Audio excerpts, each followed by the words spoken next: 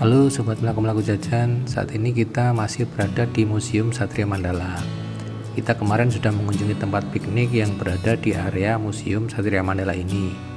Nah, buat teman-teman yang belum menonton videonya, bisa cek link di deskripsi di bawah ya. Sekedar info, Museum Satria Mandala ini merupakan sarana wisata edukasi dengan nuansa sejarah perjuangan rakyat Indonesia, khususnya sejarah tentang terbentuknya Angkatan Bersenjata Republik Indonesia.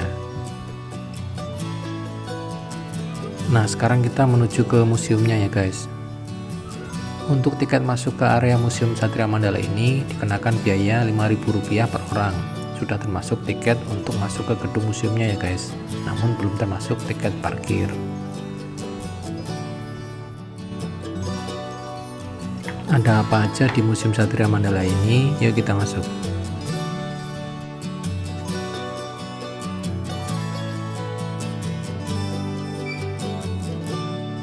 Di ruangan ini kita disambut dengan panji-panji kesatuan TNI, antara lain dari Angkatan Darat, Angkatan Laut, Angkatan Udara, dan Kepolisian. Selain itu terpampang juga teks proklamasi di dinding. Ini dia lambang-lambangnya guys. Sekarang kita menuju ke ruangan diorama. Di dalam museum ini terdapat 74 diorama yang menggambarkan peranan TNI dalam membela dan mempertahankan negara kesatuan Republik Indonesia. Diorama-diorama di sini terbagi menjadi 3 timeline, yaitu masa sebelum kemerdekaan, masa mempertahankan kemerdekaan, dan masa sesudah kemerdekaan. Diorama pada masa pra atau perintis kemerdekaan menggambarkan perlawanan rakyat Indonesia melawan pemerintahan Jepang dan Belanda. Beberapa diorama yang dipamerkan di museum ini antara lain menggambarkan pertempuran Surabaya pada 10 November 1945 hingga penumpasan DI/TII di Jawa Barat, Jawa Tengah, Aceh, Kalimantan Selatan, dan Sulawesi pada tahun sekitar 1960-an. Lanjut ke ruangan berikutnya ya guys. Ruangan ini merupakan ruangan para tokoh penting perintis terbentuknya Tentara Nasional Indonesia, yaitu Panglima Besar Jenderal Sudirman dan Letnan Jenderal Urip Sumoharjo. Di ruangan ini terdapat benda-benda yang pernah dipakai pada masa perjuangan Panglima Besar Jenderal Sudirman saat melawan Belanda, seperti tandu dan mantel ini. Dan juga benda-benda lainnya yang mengandung nilai sejarah perjuangan pada masa itu.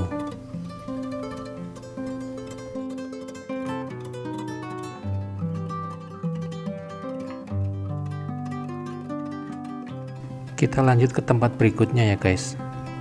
Di ruangan yang satu ini menampilkan 3 tokoh TNI yang mendapat gelar Jenderal Besar. Ketiga tokoh tersebut adalah Jenderal Sudirman, Jenderal Abdul Haris Nasution, dan Jenderal Soeharto. Sekedar info, Jenderal Besar atau Jenderal Bintang 5 merupakan pangkat tertinggi dalam kemiliteran. Pangkat ini diberikan kepada sosok yang dinilai berjasa sangat besar dalam perkembangan Tentara Nasional Indonesia.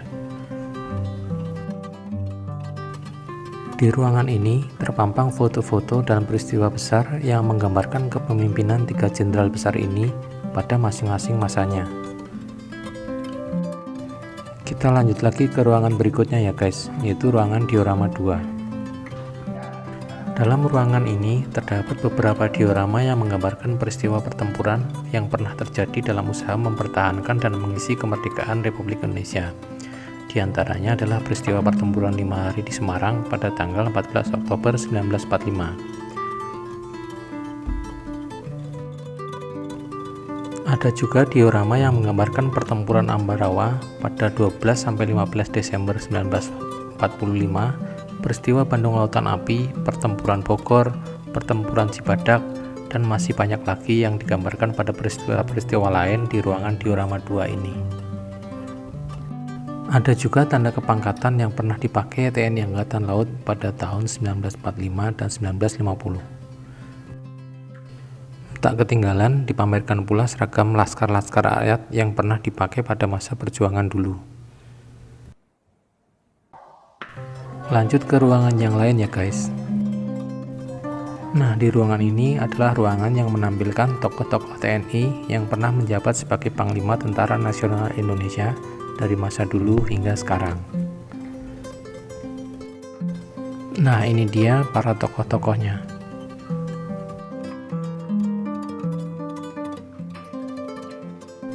Kita lanjut ke ruangan berikutnya, yaitu ruangan senjata ya guys. Tempatnya ada di bawah.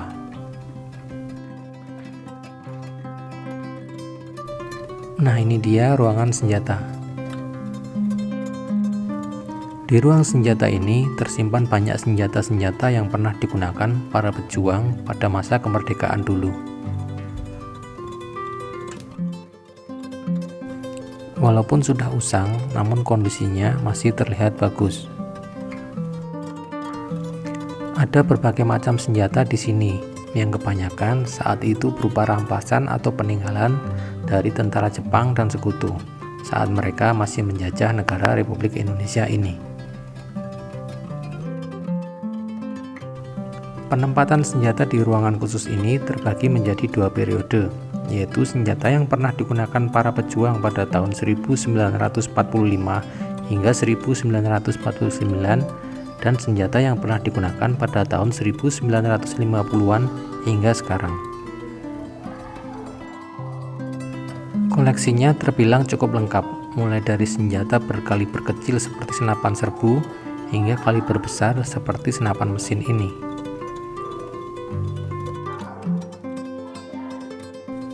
Di sini juga tersimpan koleksi senjata buatan Indonesia yang saat itu pernah dibuat oleh pabrik senjata Demak Ijo. Senjata tersebut berupa ranjau personil, granat gombyok, bom molotov, dan mortar. Sekedar info, koleksi senjata pada era setelah tahun 1950-an didominasi oleh senjata-senjata produksi negara blok barat seperti Amerika, Jerman, dan Inggris, serta blok timur seperti Rusia dan Cina, yang kala itu terjadi perang dingin antara dua kubu yang berseberangan tersebut. Lanjut ke halaman belakang ya guys. Di halaman belakang ini terdapat hanggar kecil yang menyimpan koleksi sejumlah pesawat yang pernah digunakan TNI pada masa lalu. Seperti pesawat yang di depan kita ini adalah pesawat bom tempur B-25 Mitchell yang merupakan salah satu pesawat buatan Douglas Aircraft Corporation yang berasal dari Amerika Serikat.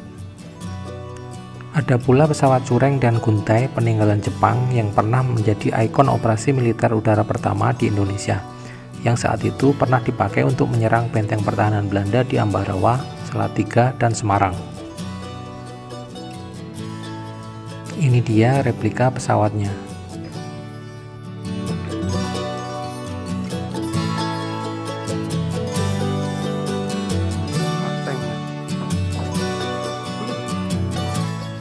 Ada pula pesawat Cocor Merah alias P-51 Mustang yang pernah memperkuat Angkatan Udara Republik Indonesia pada tahun 70-an.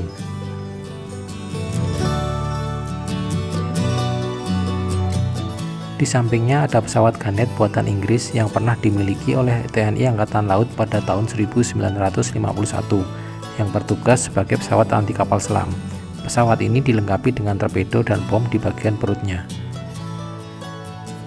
Yang di ujung sana adalah pesawat Selawah sebagai pesawat penumpang pertama yang dimiliki Republik Indonesia sebagai hadiah dari rakyat Aceh. Selain itu, ada juga pesawat kecil bernama Glatik yang dimodifikasi oleh Nurtanio sebagai tahap berikutnya untuk membangun pesawat secara massal. Yang terakhir adalah helikopter Milmi 4 Hon yang pernah bertugas di Angkatan Darat pada tahun 1960-an. Sampai di sini dulu jalan-jalan kita kali ini. Silahkan like, komen, share video ini, dan subscribe agar sobat tak ketinggalan video-video menarik lainnya dari channel Melak-Melak Jajan. Terima kasih sudah menonton. See you guys next time.